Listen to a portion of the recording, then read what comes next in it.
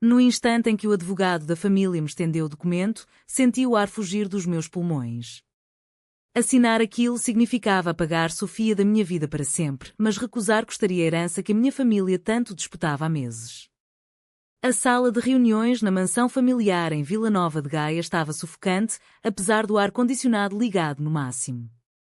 O meu pai, com o rosto vermelho de raiva contida, batia o dedo na mesa de mogno polido enquanto minha mãe evitava o meu olhar, os olhos fixos na janela onde os jornalistas se aglomeravam como abutres à espera de mais um escândalo.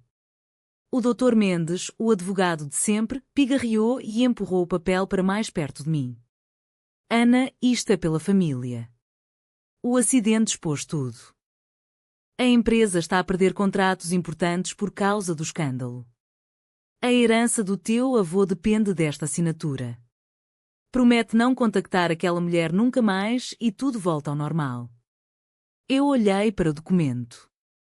Compromisso de não contacto e confidencialidade. As palavras dançavam à minha frente como uma sentença de morte. Lembrei-me do dia do acidente, 3 meses antes. Tínhamos ido ao Douro para o que devia ser uma reunião de negócios na vinícola, mas na verdade era uma escapadela discreta nossa. O carro derrapou na chuva forte perto de Coimbra. Sofia, ao meu lado, ficou com uma fratura no braço. Os paparazzi chegaram antes da ambulância, tirando fotos nossas abraçadas no hospital. No dia seguinte, os títulos dos jornais gritavam: herdeira da vinícola Silva envolvida em acidente com amante feminina. O processo judicial por negligência veio logo a seguir e os sócios ameaçaram processar a empresa toda por dano à imagem. A minha mãe sussurrou: filha, pensa no nome da família. O teu avô construiu isto com sangue e suor. O meu tio Carlos, que sempre cobiçou a herança, sorria discretamente no canto. Eu hesitei, a mão a tremer sobre a caneta. Cada segundo era uma luta entre o amor que me definia e o dever que me sufocava. Sofia tinha-me enviado uma mensagem de manhã cedo: não assines nada que nos separe, Ana. Eu espero por ti. Mas a pressão era esmagadora. Perder a herança significava perder o controle da empresa que o meu avô construiu ao longo de 50 anos, significava desonra pública, processos intermináveis e talvez até o colapso financeiro que já ameaçava o meu irmão mais novo envolvido nas finanças. A mídia não parava de especular, os colegas no escritório olhavam de lado nos corredores.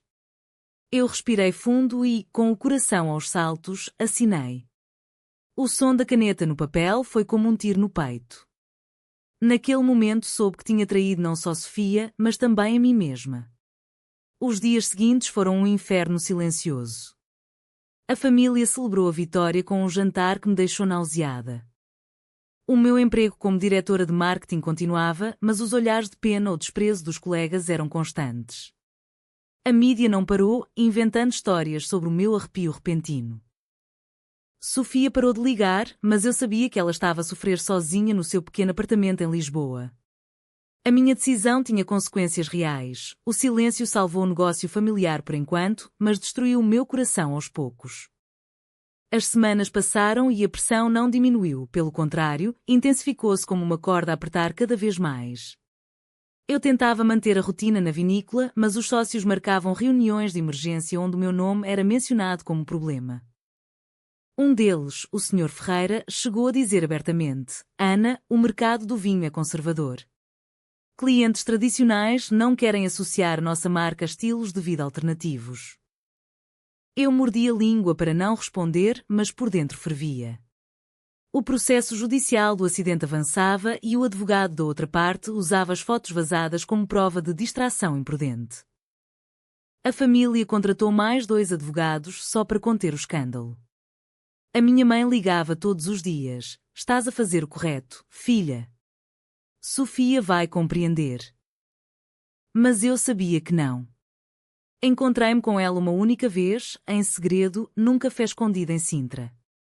Os olhos dela estavam inchados de chorar. Tu assinaste, Ana.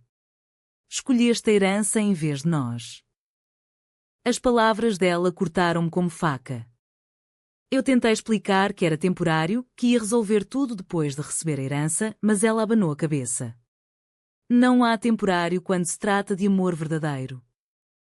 Regressei a casa com o peito apertado. Nessa noite, o tio Carlos apareceu com documentos novos, uma cláusula adicional que exigia que eu me afastasse publicamente de qualquer associação questionável. A mídia descobriu que Sofia era fotógrafa freelancer e começou a persegui-la também, publicando fotos antigas nossas tiradas em segredo. O meu irmão, que trabalhava nas contas da empresa, veio ter comigo em pânico. Se o escândalo não parar, vamos à falência. O banco já ameaçou cortar o crédito. Cada decisão que eu tomava parecia pesar toneladas. Proteger a família significava trair Sofia, proteger Sofia significava perder tudo o que o meu avô me deixou. A pressão social era brutal. Amigos de infância pararam de responder às minhas mensagens. Um jornal de Lisboa publicou um artigo inteiro sobre o preço da herança na era das redes sociais. Eu comecei a ter insônias, revivendo o acidente todas as noites, o som do metal a torcer-se, o grito de Sofia. Um dia, no escritório, recebi uma chamada anónima. Se não te afastares dela de vez, vamos processar a empresa por difamação. Desliguei a tremer. Sofia enviou-me uma foto nossa antiga, tirada no Algarve, com a legenda: "Lembras-te de quando éramos felizes sem medo?" Eu chorei sozinha no carro. A família marcou uma reunião de crise para o fim da semana. O advogado avisou: se não cumprires o pacto ao pé da letra, a herança pode ser contestada judicialmente. Eu sentia-me presa numa armadilha onde cada passo era uma escolha entre a sobrevivência e o amor. O meu trabalho, outrora fonte de orgulho, tornara-se um campo minado. Colegas sussurravam que eu devia pedir demissão para salvar a imagem da marca. A minha mãe chorava ao telefone: "Não nos deixes cair, Ana." Eu sabia que a corda estava a apertar e que, mais cedo ou mais tarde, algo ia rebentar. A reunião de crise na sede da vinícola em Lisboa foi o ponto sem retorno. Entrei na sala com o coração aos saltos e encontrei não só a família, mas também os principais sócios e 2 jornalistas amigos da empresa. O Dr. Mendes abriu a pasta e leu em voz alta as novas exigências. Ana deve fazer uma declaração pública de arrependimento e cortar qualquer comunicação com Sofia Mendes durante pelo menos 2 anos. O meu tio Carlos sorriu: "É pela sobrevivência da empresa, sobrinha." Eu olhei para todos eles e senti uma raiva que nunca tinha sentido. Vocês estão a vender a minha vida como se fosse um contrato de vinho. A minha mãe tentou acalmar: "É só papel, filha." Mas não era só papel. Era a minha identidade, o meu amor, a minha sanidade. Nessa mesma tarde, Sofia foi abordada por paparazzis à porta do estúdio dela. As fotos dela a chorar saíram em todos os sites. O processo judicial do acidente ganhou novo fôlego. A outra parte exigia agora indemnização maior, alegando trauma emocional causado pelo estilo de vida da condutora. O banco ligou a ameaçar executar hipotecas sobre propriedades da família. Eu passei a noite em claro a reler mensagens antigas de Sofia. Lembrei-me do dia em que nos conhecemos, numa exposição de fotografia em Porto, onde ela expunha imagens do Douro. O sorriso dela iluminou a sala inteira. Agora, tudo isso estava ameaçado por causa de um acidente e de uma família que preferia o dinheiro ao meu coração. No dia seguinte, no trabalho, o meu chefe direto chamou-me ao gabinete: "Ana, ou te afastas publicamente ou pedes licença sem vencimento. Os clientes estão a cancelar encomendas." Eu saí dali a chorar no carro. A pressão da opinião pública era esmagadora. Nas redes sociais, perfis conservadores chamavam-me de vergonha nacional. Amigos de infância bloquearam-me. A minha irmã mais nova, que sempre me apoiara em segredo, telefonou a implorar: "Assina tudo o que pedirem, Ana. Eu não quero perder a casa." Cada conversa era um ultimato. Sofia enviou uma última mensagem: "Se me amas, luta por nós. Caso contrário, deixa-me ir." Eu não respondi. A família marcou a leitura final do testamento para daqui a 2 semanas.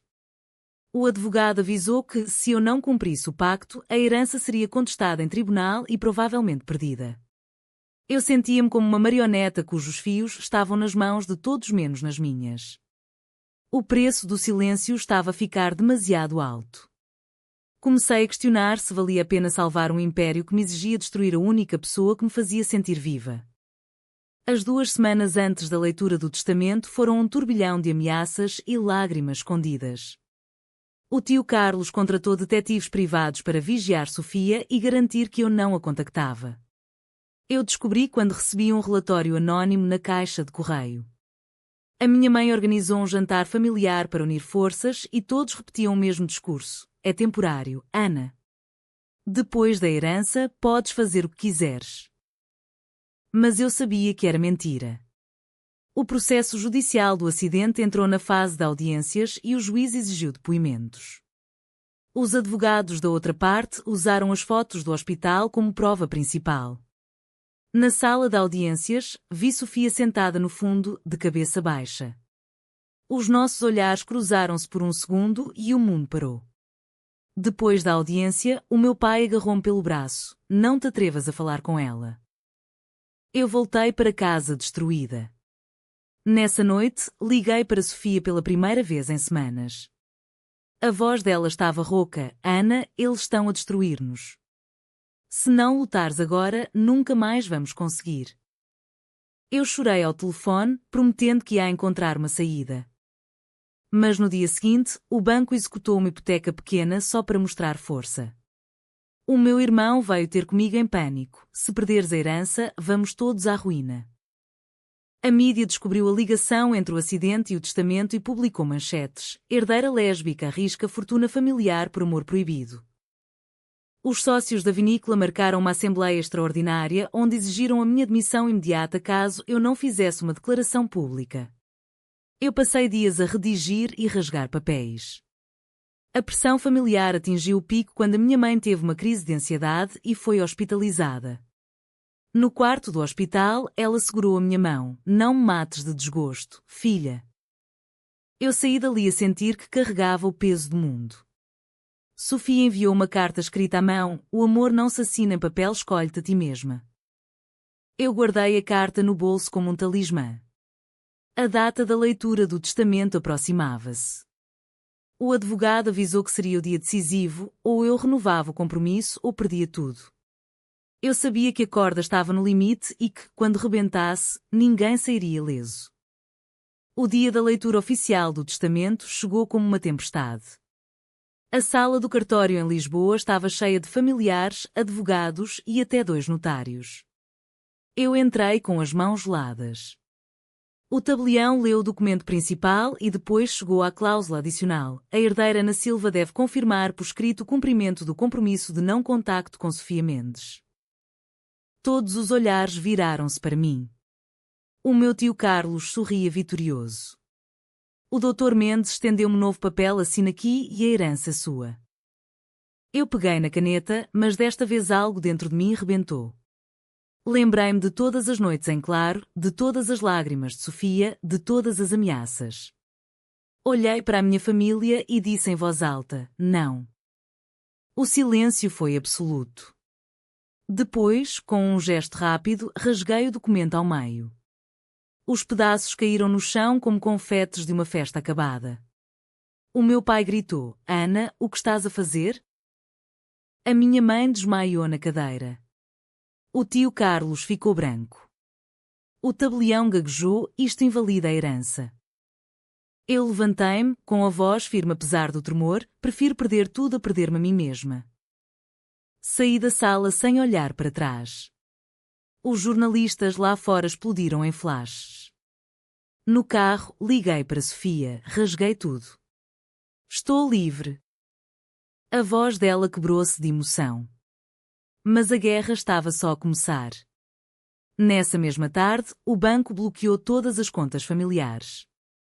O processo judicial do acidente foi reaberto com novas acusações. A mídia transformou-me na vilã do momento. Herdeira rejeita fortuna por amor lésbico. A família cortou relações públicas. O meu irmão telefonou a chorar. O que fizeste conosco?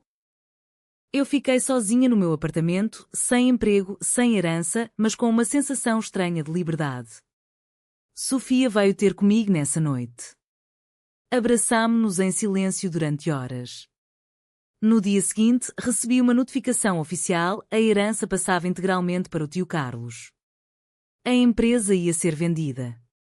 Mas eu estava viva. Pela primeira vez em meses, respirei fundo sem medo. Os meses seguintes foram de reconstrução dura e lenta. Sofia e eu mudámos para um pequeno apartamento no Algarve, longe dos holofotes de Lisboa. Eu comecei a trabalhar como consultora freelance de marketing, usando o pouco que restava da minha experiência. A família nunca mais falou comigo. O tio Carlos assumiu a vinícola e vendeu há 6 meses depois por uma fração do valor. O processo judicial do acidente terminou com uma indemnização que quase me deixou sem nada.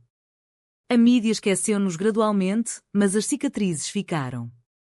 Sofia voltou a fotografar, expondo agora imagens sobre liberdade e amor verdadeiro.